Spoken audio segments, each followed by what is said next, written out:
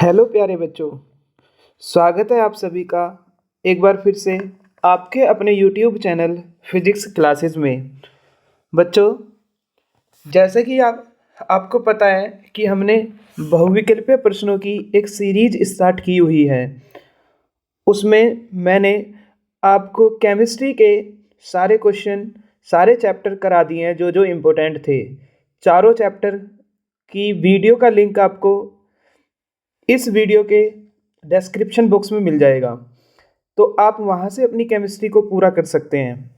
रही बात फिजिक्स की, आज हम अपना फिजिक्स का चैप्टर नंबर 1 जो है हमारे पास, चैप्टर नंबर 1 प्रकाश, परावर्तन तथा अपवर्तन, उसको स्टार्ट करने जा रहे हैं।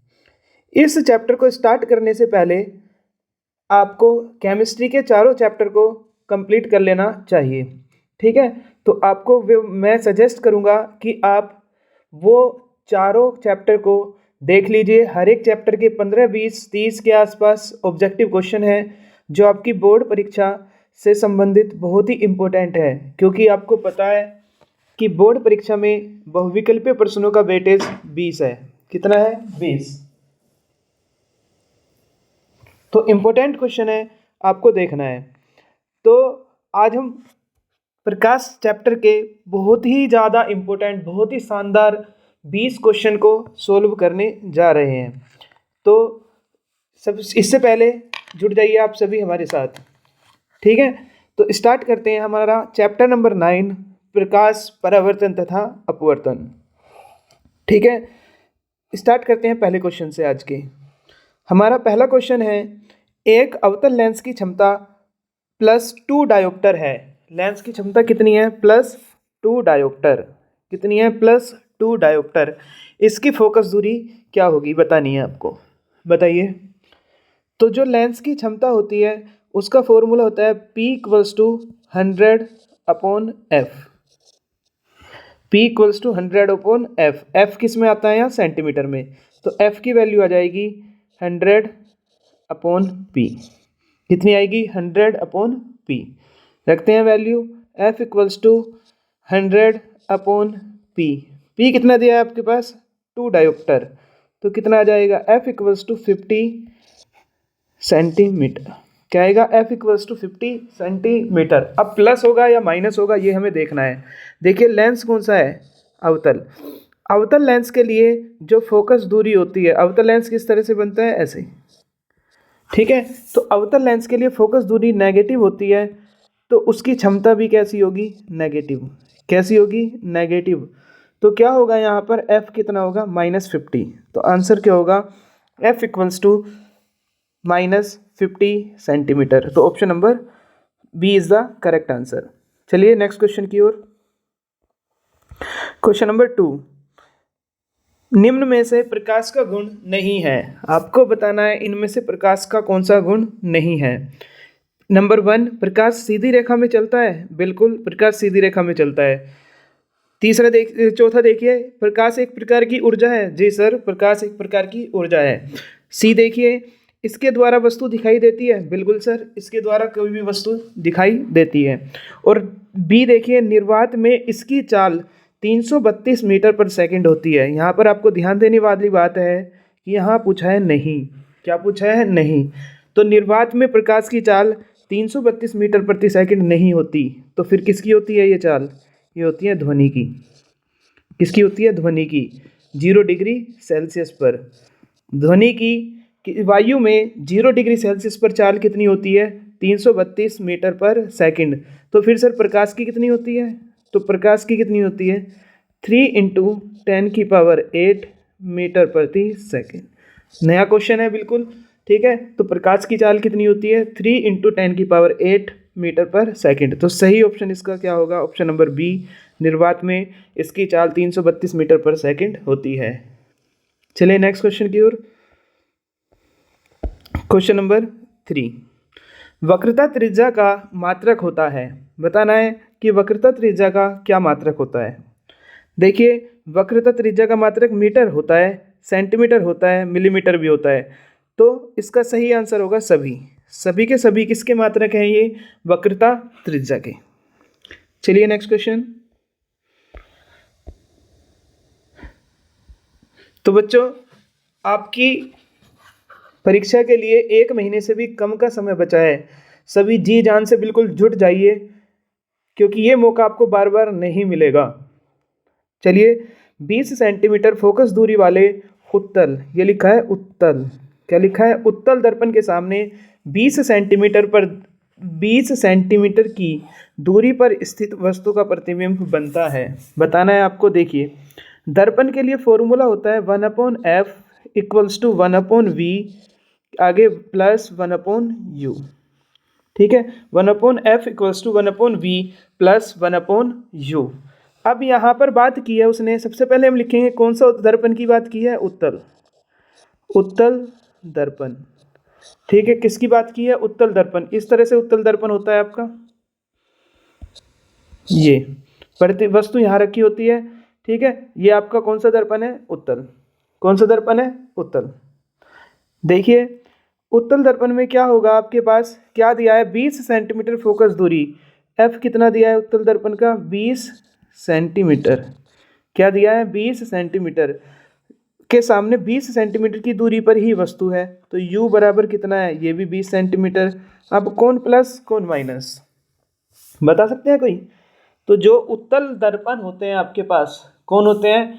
उत्तल दर्पण। उत्तल दर्पण में क्या प्लस होता है, क्या माइनस होता है? यू तो माइनस ही होता है सर, उत्तल में भी और अवतल में भी। एफ का बताइए, एफ के साथ क्या होगा? तो उत्तल दर्पण के लिए एफ आपके पास कैसा बनेगा? पॉजिटिव। कैसा बनेगा? पॉजिटिव। तो सूत्र में रखेंगे यहाँ पर 1/f 20, 1/v निकालना है, प्लस 1/u माइनस 20।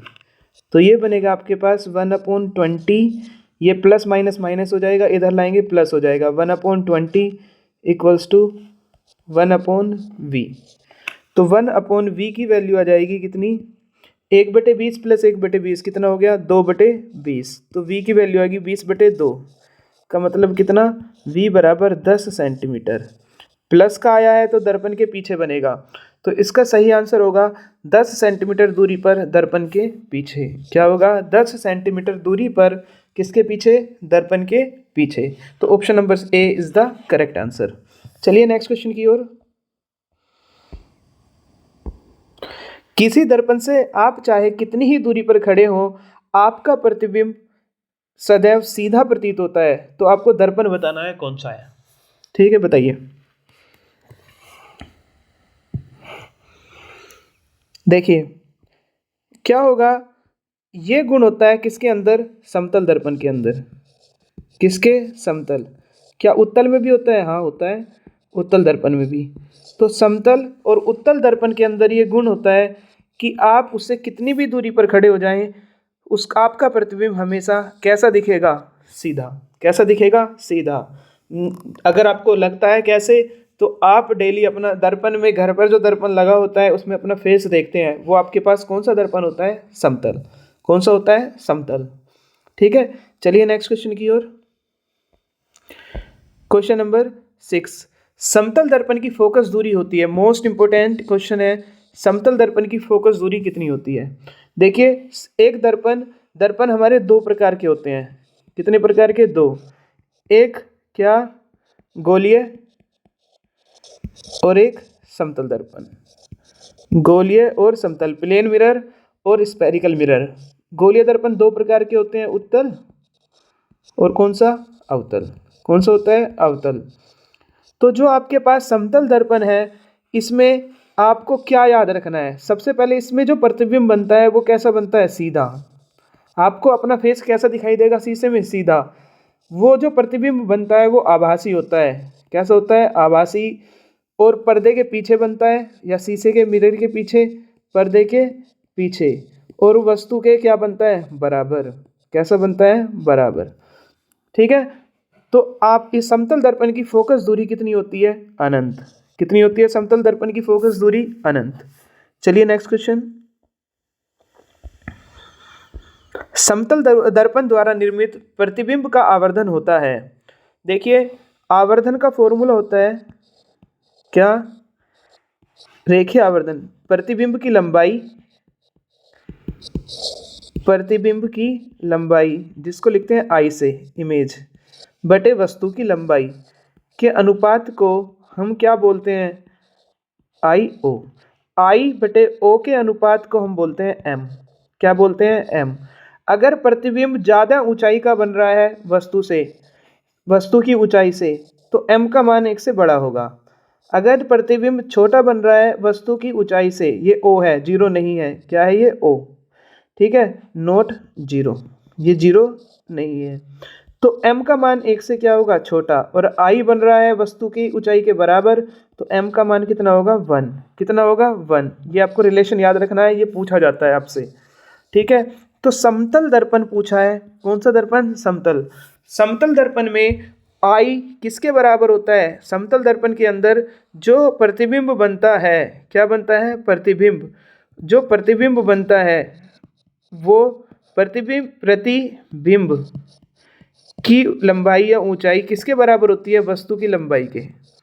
किसके? वस्तु की लंबाई के। मतलब आई किसके बराबर होता है? ओ के। तो m का मान कितना बनेगा? 1 बनेगा। कितना बनेगा? 1। चलिए नेक्स्ट क्वेश्चन की ओर। Question number 8। दर्पण की फोकस दूरी f, मोस्ट इंपोर्टेंट क्वेश्चन है। दर्पण की फोकस दूरी f तथा वक्रता त्रिज्या r के बीच संबंध होता है। ठीक है, तो f का फॉर्मूला होता है r बटे 2 और r बराबर कितना होता है? 2f। देख लीजिए कहाँ है r बराबर 2f। ये है नहीं है, ये है नहीं है। r equals to 2f। Option number C is the correct answer. r equals to 2f। चलिए नेक्स्ट क्वेश्चन की ओर। Question number 9। एक अवतल दर्पण की फोकस दूरी 30 सेंटीमीटर है, इसकी वक्रता त्रिज्या क्या होगी? अभी क्वेश्चन आया था, f का फॉर्मूला कितना होता है? r बटे 2। क्या पूछ रहा है? r ही पूछ रहा है, तो 30 फोकस दूरी है बटे 2, तो f का मान कितना हो गया? 15 सेंटीमीटर। अब हमें बताना है प्लस में होगी या माइनस में। तो अवतल दर्पण के लिए, किसके लिए? अवतल दर्पण के लिए u भी नेगेटिव, v भी नेगेटिव और f भी कैसा होता है? नेगेटिव। कैसा होता है? नेगेटिव तीनों। तो फोकस दूरी कैसी होगी? -15 सेंटीमीटर। Option number B. यहाँ पर गलत होने के चांस सबसे ज़्यादा हैं। आप +15 लिख कर आ जाएंगे। +15 नहीं होगा। क्यों नहीं होगा? क्योंकि अवतल दर्पण के लिए फोकस दूरी कैसी होती है? ऋणात्मक। चलिए नेक्स्ट क्वेश्चन की ओर। Question number 10। किसी दर्पण के सामने किसी वस्तु को किसी वस्तु को रखने पर उसका प्रतिबिंब कैसा बना? वास्तविक, उल्टा तथा आकार में छोटा बनेगा। बताइए, किस दर्पण के सामने किसी वस्तु को रखने पर उसका प्रतिबिंब कैसा बनता है? वास्तविक, उल्टा और कैसा? आकार में छोटा। समतल में उल्टा नहीं बनता, ना ही वास्तविक बनता। तो सभी भी खत्म हो गया, समतल भी खत्म हो गया। अब बात करते हैं किस में? उत्तल में और अवतल में। बताइए, उत्तल और अवतल में क्या होगा? तो यहाँ पर 2 डायग्राम दिखाए गए हैं। देखिए, पहला डायग्राम है हमारे पास, ये छोटा कर लेते हैं थोड़ा। ये पहला डायग्राम है और दूसरा है ये। देखना दोनों डायग्राम। छोड़िए, किसी वस्तु का रखने पर उसका कैसा? वास्तविक, उल्टा तथा आकार में कैसा बन रहा है? वास्तविक, उल्टा और आकार में कैसा? छोटा। देखिए यहाँ पर, देखिए प्रतिबिंब कैसा बना है? यहाँ पर प्रतिबिंब वास्तविक बना है? नहीं। कैसा बना है? आभासी। ये कौन सा है आपके पास? कौन सा मिरर है? यहाँ पर पॉलिश की हुई है। ये आपके पास उत्तल। कौन सा है? उत्तल। तो उत्तल भी कट गया। उत्तल में कैसा बनता है? आभासी। कैसा बनता है? आभासी। तो इसका सही ऑप्शन क्या होगा? बताइए, सही ऑप्शन क्या होगा इसका? इसका सही ऑप्शन होगा अवतल दर्पण। क्या होगा? अवतल दर्पण। चलिए नेक्स्ट क्वेश्चन। Question number 11। यदि 2 समतल दर्पण एक दूसरे से 90 डिग्री के कोण पर रखे हैं, कितने के कोण पर? 90 डिग्री के कोण पर रखे हैं, तो आपको बताना है उनके द्वारा बने प्रतिबिंबों की संख्या कितनी होगी। उनके द्वारा कितने प्रतिबिंब बनेंगे, ये आपको बताना है। देखिए, प्रतिबिंबों की संख्या निकालने का एक फॉर्मूला होता है। क्या होता है? फॉर्मूला। क्या होता है सर वो फॉर्मूला? वो आपको याद रखना है। क्या फॉर्मूला होता है?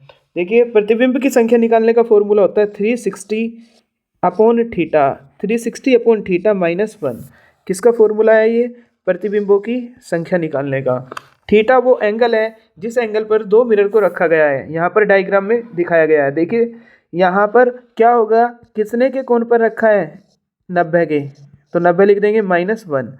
9 चौक 36, 4 में से 1 गया 3। इंपॉर्टेंट क्वेश्चन है, 11th 12th में भी आता है। ठीक है, तो कितने प्रतिबिंब बनेंगे? 3। कितने प्रतिबिंब बनेंगे? 3। तो कितनी इमेज बनेगी यहाँ पर? 3 इमेज बनेगी। अगर कितने के कोण पर रखा जाए बताइए? 90 डिग्री के। तो यहाँ पर डायग्राम में दिखाया गया है 1 2 और 1 3। कितनी इमेज बनती है? 3।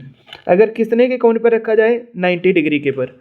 अगर यही क्वेश्चन होता 180 डिग्री के कोण पर रखा जाए तो 360/180 डिग्री -1, तो कितना हो जाता है?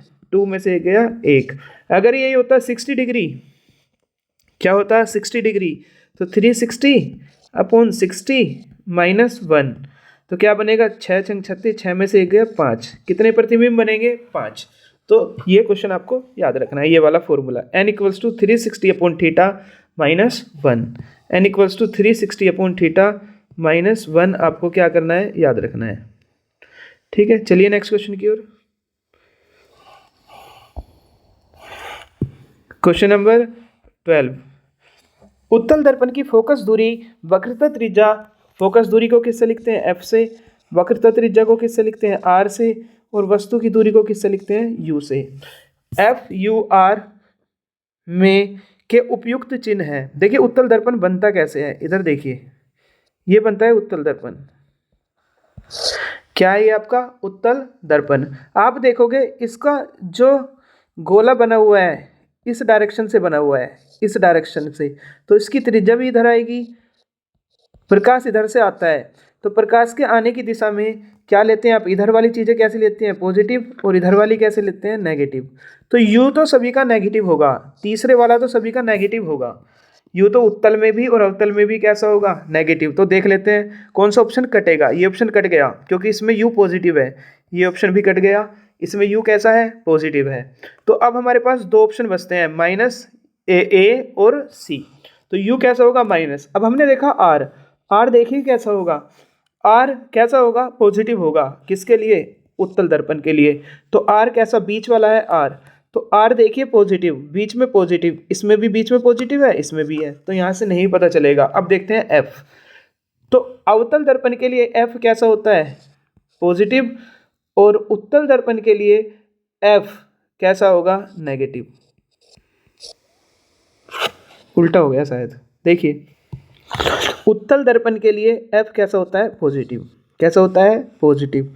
तो plus plus minus, option number A कैसा होगा? करेक्ट आंसर होगा। मतलब उत्तल दर्पण में यू, केवल यू किसका होगा? माइनस, बाकी सब वी एफ और आर कैसे होंगे? पॉजिटिव। दोबारा लिख देता हूँ, देखिए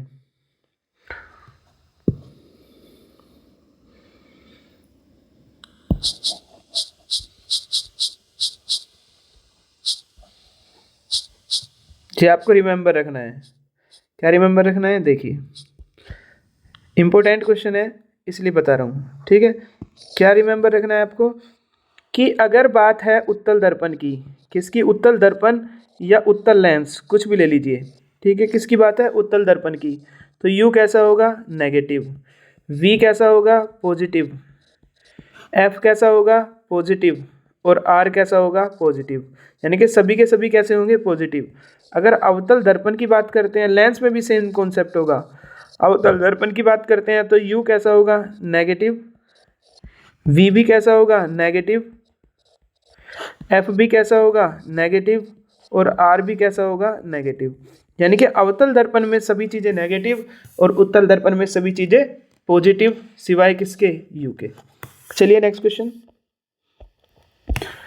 क्वेश्चन नंबर 13। यदि किसी वस्तु के प्रतिबिंब का आकार वस्तु के आकार से छोटा हो तो आवर्धन का परिमाण होगा। ये मैंने आपको बताया था कि आई का मान ओ से बड़ा है तो प्रतिबिंब का मान 1 से ज़्यादा होगा। अगर आई का मान 1 ओ से छोटा है तो प्रतिबिंब का जो आवर्धन होगा वो 1 से क्या होगा, छोटा, और आई ओ के बराबर है तो m का मान कितना होगा, 1 होगा। m का मान कितना होगा, 1। तो आप देख सकते हैं उसने कहा यदि वस्तु के प्रतिबिंब का आकार यानी कि I वस्तु के आकार से छोटा है, I O से छोटा है, तो कौन सा, ये वाला सेकंड वाला, तो m का मान 1 से क्या होगा, छोटा, तो m का मान कितना होगा, 1 से छोटा। नेक्स्ट क्वेश्चन, वायु के सापेक्ष कांच का अपवर्तनांक 1.5 है, तो कांच के सापेक्ष वायु का अपवर्तनांक ज्ञात कीजिए। देखिए कैसे लिखते हैं, अपवर्तनांक को लिखते हैं n से। किससे लिखते हैं, n से। उसने कहा है वायु के सापेक्ष, जिसके सापेक्ष कहा है उसको पहले लिखते हैं। वायु के सापेक्ष कांच का अपवर्तनांक, कांच को लिखते हैं ग्लास से, g से, कितना है, 1.5 या 3/2। ये कैसे हो गया, अरे डेढ़ का आधा, डेढ़ को क्या लिख सकते हैं अब, 3 का आधा, यानी कि 3/2। उसने पूछा है कांच के सापेक्ष g किसका, वायु का, तो GNA पूछा है, कितना आएगा। फॉर्मूला होता है ANG गुना GNA बराबर 1, मतलब ANG बराबर 1/GNA, तो GNA कितना आ गया, 1/ANG, 1/3/2, तो ऊपर 2 चला गया, कितना आ गया, 2/3। तो ऑप्शन नंबर बी इसका सही आंसर होगा 2/3। क्या होगा, 2/3। चलिए नेक्स्ट क्वेश्चन की ओर। क्वेश्चन नंबर 15 इंपॉर्टेंट क्वेश्चन है, इंपॉर्टेंट ही है सारे क्वेश्चन, आपको ध्यानपूर्वक सभी क्वेश्चन करने हैं, ठीक है। तो जल में डूबी हुई सीधी पेंसिल बोल सकते हो आप, छड़ बोल सकते हो, कुछ भी बोल सकते हो, छड़ मुड़ी हुई प्रतीत होती है, इसका कारण है अगर जल के अंदर आप किसको डुबो दें, किसी छड़ को डुबो दें इस तरह से, तो वो ऐसे ना दिखकर जल के अंदर इस तरह से क्या दिखेगी, आपको तिरछी दिखाई देगी। तो उसका कारण क्या होता है, प्रकाश का अपवर्तन। क्या होता है, प्रकाश का अपवर्तन। प्रकाश का अपवर्तन क्या होता है कि जब प्रकाश की किरण एक माध्यम से, यहाँ है वायु, दूसरे माध्यम में जाएगी, यहाँ पर है जल, तो वो अपने मार्ग से विचलित हो जाती है, यह घटना कहलाती है प्रकाश का अपवर्तन। ठीक है, चलिए next question. Question number 16 important question, वायु के सापेक्ष, यह है वायु के सापेक्ष जल तथा कांच के अपवर्तनांक। देखिए वायु के सापेक्ष जल तथा कांच के अपवर्तनांक, यहाँ लिखेंगे n, यहाँ पर भी n। वायु के सापेक्ष बोला है तो a शुरू में आ गया दोनों में। जल यानी कि W कितना है, 4/3, और ANG कांच बोला है ग्लास, कितना है, 3/2। पूछा क्या है, जल के सापेक्ष यानी कि WN किसका, कांच का, WNG पूछा है। देखिए एक फॉर्मूला होता है, क्या होता है फॉर्मूला, क्या होता है फॉर्मूला, देखिए एक फॉर्मूला होता है, अगर वायु कोई प्रकाश की किरण एयर से ग्लास में गई, ग्लास से फिर वाटर में आई, और वाटर से फिर एयर में आ गई, यानी कि 3 मीडियम चेंज हुए हैं, एयर, ग्लास और वाटर, तो क्या क्या फॉर्मूला होगा, पहले इन दोनों के लिए आएगा। देखिए ANG, ये आया ANG गुना, ट्रिक है ये याद करने की, ANG, फिर GNW गुना WNA, इसका मान कितना होता है, 1। कितना होता है, 1। कितना होता है, 1। जो जो दिया है उसको लिख देंगे, ठीक है। देखिए ANG कितना दिया है, ANG दिया है यहाँ पर 3/2 गुना GNW कितना दिया है, GNW पूछा है, तो पहले हम लिखेंगे GNW गुना WNA कितना दिया है, WNA को लिख सकते हैं 1/ANW। अभी पिछले वाले में मैंने आपको बताया था स्लाइड में कि ANG को हम लिख सकते हैं 1/GNA। अगर आपको GNA को ANG लिखना है तो 1/ लिख देंगे, क्या लिखेंगे, 1/। इनका ऑर्डर चेंज करना है, A की जगह G और G की जगह पर A, तो क्या लिखेंगे आप, 1/। में, ठीक है। क्यों लिखा है हमने, क्योंकि हमें ANW दिया है ना कि WNA, बराबर कितना आ गया, 1। तो ये आया 3/2 इंटू GNW इंटू 1/ANW, ये है 4/3, तो ये कितना होगा, 3/4 बराबर 1। ये उधर चला जाएगा, GNW बराबर ये उधर गया 4/3, गुना हो गई 2/3। ठीक है, तो 4/3 गुना 2/3। क्या हमें GNW निकालना है? नहीं, हमें निकालना है WNG। क्या निकालना है? WNG। तो GNW को लिख सकते हैं 1/WNG।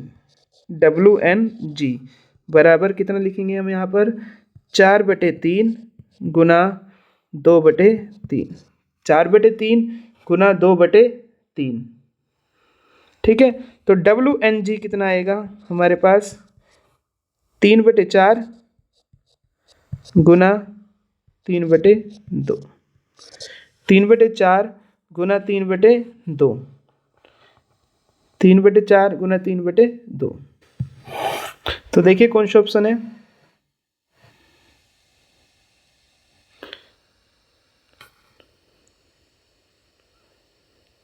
WNG कितना आया आपके पास? 3×9 × 4 दूनी 8। 9/8। देखिए किस में 9/8 बनेगा, आप चेक कर लेना 9/8 किस में बनेगा। डी को चेक करना, ये बनेगा 3×5 = 15/8। ये बनेगा 3×4 = 12/10, यानी कि 6/5। ये सारे ऑप्शन लगता है गलत है। ठीक है, तो इसका सही ऑप्शन क्या होगा? आप ऑप्शन चेंज कर लेना इसके। क्या होगा? W, दूसरे पेन से लिख देता हूँ, WN क्या निकालना था? WNG। ठीक है, क्या आएगा? 3/4 गुना 3/2। 3/4 गुना 3/2। 3/4 गुना 3/2, ये 3 है, 5 नहीं, ये 3 है, तब आएगा ये option. 3/4 Guna 3/2। Option number D is the correct answer. चलिए नेक्स्ट क्वेश्चन की ओर। क्वेश्चन नंबर 17, उत्तल लेंस के लिए सत्य कथन है। उत्तल लेंस बनाना है, कैसा होता है बताइए, कैसा होता है उत्तल लेंस? देखिए उत्तल लेंस इस तरह से बनता है, डायग्राम में दिखाया हुआ है वैसे। ये आपका अवतल लेंस, यह बीच में से मोटा होता है। देखिए यह है उत्तल, क्या बीच में से मोटा है? ठीक है। यह किनारों पर से पतला होता है, ये भी ठीक है। यह बीच में से पतला होता है, नहीं। तो कौन सा ऑप्शन होगा? ऑप्शन नंबर डी, ए तथा बी दोनों। आप एक्साइटमेंट में पहला ऑप्शन पढ़ा, बीच में से मोटा है, ठीक है, और पहला ही ऑप्शन ठीक करके आ गए। नहीं, आपको नीचे के ऑप्शन भी पढ़ने हैं। हो सकता है 2 ऑप्शन ठीक हो या नीचे सभी का ऑप्शन मिल जाए। तो इसमें क्या आएगा? ऑप्शन नंबर, अगर आप यहाँ पर पहला ऑप्शन लिख देते तो क्या हो जाता? गलत हो जाता। तो आपको सारे ऑप्शन पढ़ने हैं एक बार। चलिए next question. Question number 18, lens के दोनों गोलीय पृष्ठों के वक्रता केंद्रों को मिलाने वाली रेखा कहलाती है। गोलीय पृष्ठों के लेंस है, इनके दोनों के गोलीय पृष्ठ को मिलाने वाली रेखा, ये रेखा क्या कहलाती है? क्या कहलाती है? ये मुख्य फोकस। क्या कहलाती है? प्रिंसिपल फोकस, मुख्य फोकस। चलिए नेक्स्ट क्वेश्चन, इंपॉर्टेंट क्वेश्चन है। देखिए क्वेश्चन नंबर 19, नया क्वेश्चन है बिल्कुल। चित्र में दर्शाए गए बक्से की सतह ए, ये ए है, ए के छिद्रों पर आपतित प्रकाश पुंज बक्से के दूसरी ओर की सतह बी से निर्गत होता है। यहाँ से क्या हो रहा है? निर्गत हो रहा है। तो आपको बताना है बक्से के भीतर क्या उपस्थित होने की संभावना है। बताइए इसके अंदर क्या होगा। देखिए कैसी प्रकाश किरणें आ रही हैं? समांतर। कैसी आ रही है? समांतर। अगर कॉन्सेप्ट याद है तो आप लिख दोगे। समांतर किरणों के मार्ग में अगर हम क्या रख दें? उत्तल लेंस। कौन सा लेंस रख दे? उत्तल। तो ये सभी के सभी प्रकाश किरणों को एक बिंदु पर क्या कर देता है? इकट्ठा। देखिए यहाँ पर इकट्ठा हुई है और फिर क्या कर हो जाएगी? फैल जाएगी अलग अलग डायरेक्शन में। तो कौन सा लेंस हो सकता है? उत्तल लेंस। तो आंसर होगा उत्तल लेंस। अगर ये फैलती, यहाँ पर इकट्ठा ना होती, सारे बिंदु पर फैल जाती इस तरह से, यहाँ से फैलती ऐसे, तो कौन सा लेंस होता? अवतल। लेकिन यहाँ पर कौन सा लेंस होगा? उत्तल। क्यों? क्योंकि यहाँ पर क्या हुआ है? क्या हुआ है? यहाँ पर इकट्ठा हुई है, इसलिए कौन सा लेंस होगा? उत्तल लेंस। चलिए आज का लास्ट क्वेश्चन देखते हैं। प्रकाश के अपवर्तन में आपतन कोण तथा अपवर्तन कोण के लिए कौन सा कथन सत्य है? बताना है कौन सा कथन सत्य है। देखिए पहले परावर्तन की बात करते हैं। परावर्तन का नियम क्या होता है कि I किसके बराबर होता है, R के। यहाँ पूछा है अपवर्तन, तो पहला तो खत्म, क्योंकि ये परावर्तन का नियम है। अब गलती की चांस कहाँ पर होते हैं इसमें, आप देखोगे एक्साइटमेंट में लिख देंगे I इक्वल्स टू R, जबकि गलत हो जाएगा। ठीक है, अब बात करते हैं अपवर्तन की। तो अपवर्तन का नियम होता है जिसको बोलते हैं स्नेल का नियम। क्या? स्नेल का नियम। क्या? कि आपतन कोण की जिया यानी कि साइन I और अपवर्तन कोण की जिया यानी कि साइन R, इन दोनों का अनुपात एक नियत होता है। क्या होता है? नियतांक। जो उस जो जिसको हम क्या बोलते हैं? अपवर्तनांक। तो ऑप्शन नंबर कौन सा होगा इसका? C. Option number C is the correct answer. तो चलिए आज इसी लास्ट क्वेश्चन के साथ हम अपनी क्लास को ख़त्म करते हैं और उम्मीद करता हूँ कि आप सभी वीडियो को देख रहे होंगे। अगर नहीं देखी है तो अभी भी थोड़ा टाइम बचा है, आप सभी वीडियो को देखिए। इसी के साथ साथ हमारी 6 नंबर के जो क्वेश्चन आते हैं, 6 नंबर के 3 क्वेश्चन, उनकी इम्पोर्टेंट सीरीज चल रही है, आपको वो क्वेश्चन भी देखने हैं जो बहुत ही ज़्यादा हेल्प करेंगे। हमारा टारगेट है कि आपके साइंस में 70 में से 60 से ज़्यादा नंबर दिला दिए जाएं, 60 से ज़्यादा, याद रखना। और अगर आप टोटल देखेंगे तो 90 प्लस टारगेट है। अगर आप सभी वीडियो को देखते हैं तो मैं आपको विश्वास दिलाता हूँ, जो मैं कहता हूँ वो आप कर लोगे, तो मैं विश्वास दिलाता हूँ कि आप 90 प्लस का स्कोर कर लोगे। ठीक है, तो आपको सभी वीडियो को देखना है। कल छुट्टी है, आप आराम से घर पर बैठकर सभी वीडियो को देख सकते हैं। परसों 26 जनवरी है, आप तब भी देख सकते हैं। ठीक है, तो इसी होप के साथ आज की क्लास को विराम करते हैं। मिलते हैं अगली क्लास में। धन्यवाद।